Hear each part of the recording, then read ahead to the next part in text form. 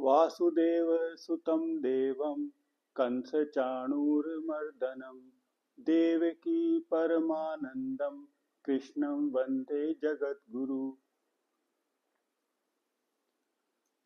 आज हमने जैसे कल चर्चा की थी श्रीमद् भगवत गीता के प्रथम श्लोक के विषय में हमने चर्चा की थी, जिसमें धृतराष्ट्र ने संजय से युद्ध का हालचाल पूछा था। भाई युद्ध में मेरे पुत्र और पांडवों के पुत्र क्या कर रहे हैं, उन्होंने क्या किया है।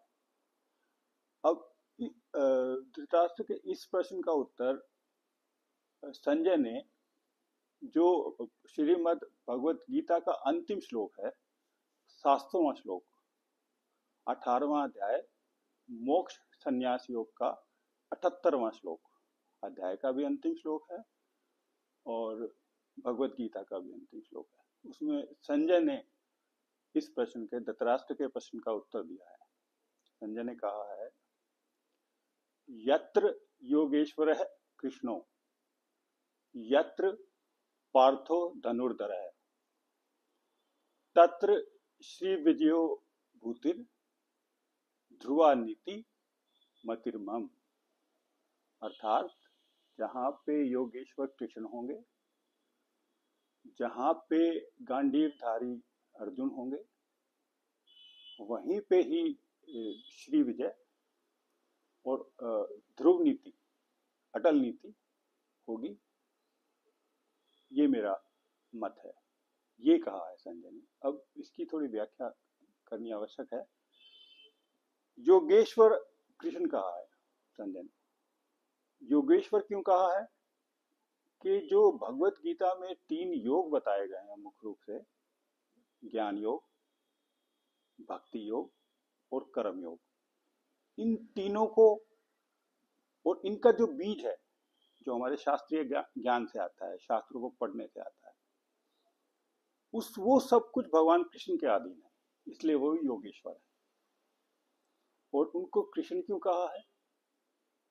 क्योंकि वो हमारे दुखों को, हमारे पापों का कर्षण करते हैं।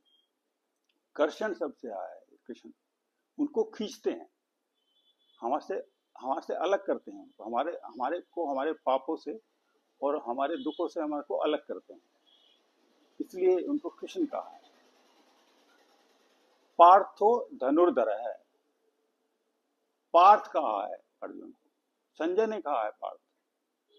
अब तक भगवान कृष्ण अर्जुन को पार्थ कह रहे थे, अब संजय ने अर्जुन को पार्थ कह के, पृथा का पुत्र, उनकी माता को पृथा भी कहते थे, तो उनको कुंती का पुत्र कह के अब संजय ने ये दिखाया है कि मैं भी, मेरे मन में भी ये विचार है कि ये लोग सही हैं।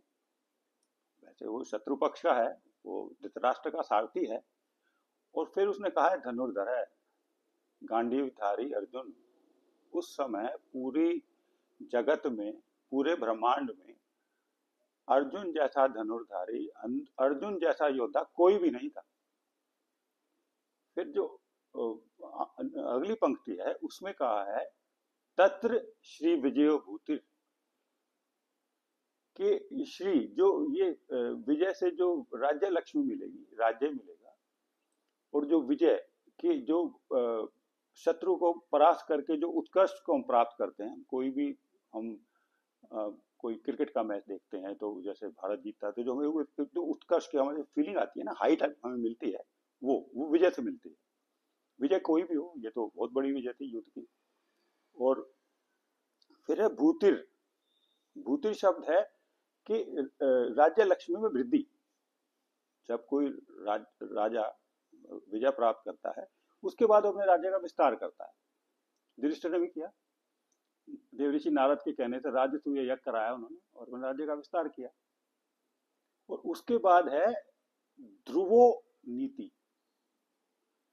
अब ये जो ध्रुव शब्द है, ये चारों शब्दों के साथ संलग्न है, श्री के साथ भी है, विजय के साथ भी है, नीति के साथ भी है और भूति के साथ भी है।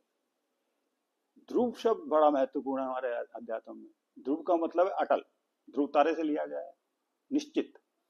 और ये दूसरे अध्याय के 27वें श्लोक में भी इस शब्द का प्रयोग है, और भी जगह हुआ है। कि जातस्य ही ध्रुवो मृत्यु, ध्रुवम जन्म मित्रस्य च, जिस तरह से जन्म निश्चित है उसी तरह से मृत्यु भी निश्चित है।